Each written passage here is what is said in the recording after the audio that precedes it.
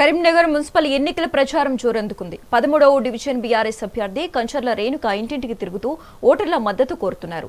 గత బీఆర్ఎస్ ప్రభుత్వ హయాంలో జరిగిన అభివృద్ధి పనులే తనను గెలిపిస్తాయని ఆమె ధీమా వ్యక్తం చేస్తున్నారు. తనను గెలిపిస్తే డివిజన్లో మురికినీటి సమస్యకు శాశ్వత పరిష్కారం చూపుతారని చెప్పారు.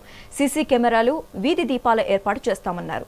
ఆలయాల అభివృద్ధికి కృషి చేస్తానంటున్న బీఆర్ఎస్ అభ్యర్థి కంచర్ల రేణుకతో మా ప్రతినిధి రవికుమార్ ఫేస్ టు ఫేస్.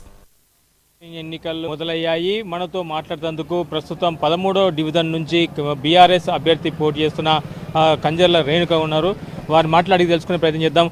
చెప్పండి, మీరు మొదటిసారికి కార్పొరేషన్లో పోటీ చేయడానికి సిద్ధమయ్యారు. మరి మీరు ఎలాంటి హామీలు ఇవ్వబోతున్నారు ఈ డివిజన్ ప్రజలకి? నా పేరు కంచర్ల రేణుక. నేను 13వ డివిజన్ నుండి కార్పొరేటర్గా పోటీ చేస్తున్నాను. 13వ డివిజన్ 60 డివిజన్ల కంటే 13వ డివిజనే వెనుకబడి ఉంది. ఒక్కసారి రౌండప్ చేస్తే 13వ డివిజన్ ఉన్నంత అద్మానంగా ఏ డివిజన్ లేదు. కాబట్టి ప్రతి గల్లీ అండర్ గ్రౌండ్ డ్రైనేజ్, సెంటర్ లైట్లు, సీసీ కెమెరాలు, గుళ్ళ అభివృద్ధి, పేదవాళ్ళకు పింఛన్స్, రేషన్ కార్డ్స్, మహిళలకు ఎన్నో జరుగుతున్నాయి. ఒక్కరు కూడా స్పందించకుండానే ఇన్ని సంవత్సరాలు ఉంది. కాబట్టి మాలాంటి డేర్ చేసిన వాళ్ళు వస్తే కొద్దిగా కొంచెమైనా మార్పు వస్తుందని ఉద్దేశంతో వచ్చిన. అంతేకాకుండా నేను వచ్చుడు కొత్త, నేను 13వ డివిజన్కి కానీ 13వ డివిజన్ ప్రజలు చూపించిన చొరవతోటి అయితే ఖచ్చితంగా అదే చొరవతోటి నేను ముందుకెళ్తున్నాను. అక్క, మహిళలకు సపోర్ట్ ఉంటాం, ఖచ్చితంగా నీకే ఓటేసి గెలిపించుకుంటాం. మీలాంటి డేరున్నోళ్ళు వస్తే మా డివిజన్ అభివృద్ధి అవుతుంది, మాకు అందరికీ బాగుంటుందని చాలామంది మహిళలు అంటున్నారు. నేను అందుకోసమే వస్తున్నా.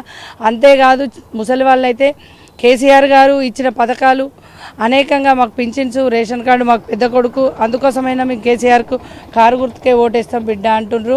గత ప్రభుత్వం మా కేసీఆర్ పాలన 10 ఏళ్లలో అభివృద్ధి అయింది. కానీ ఈ 2 సంవత్సరాల నుండి కాంగ్రెస్ గవర్నమెంట్ వచ్చి నుండి ఎక్కడిది అక్కడనే ఉంది. కేసీఆర్ ప్రభుత్వంలో అయినంత అభివృద్ధి ఈ ప్రభుత్వంలో కాలేదక్క.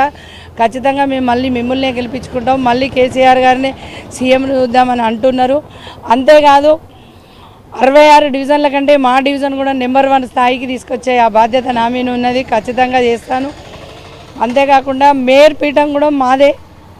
ఖచ్చితంగా మేయర్ జెండా మున్సిపాలిటీ మీద బీఆర్ఎస్ ఎగిరేస్తుంది.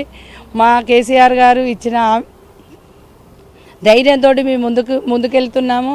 అంతేకాదు, కమలాకర్ అన్న ఆశీర్వాదము, వినోద్ అన్న ఆశీర్వాదము, చీటి రాజేందర్రావు సార్ ఆశీర్వాదము, జీవి గారి ఆశీర్వాదంతో, హరీష్ రావు గారి ఆశీర్వాదంతో, కేటీఆర్ గారి ఆశీర్వాదంతో ఖచ్చితంగా నేను ముందుకు నడుస్తున్నాను.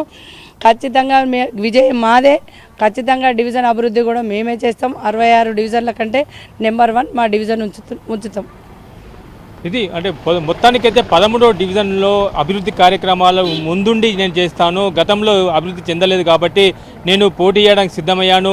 డివిజన్ ప్రజల కోసమే నా మొత్తం కూడా నేను వాళ్ళ కోసం పాటుపడతానని చెప్పేసి చెప్పుకొస్తున్న పరిస్థితి.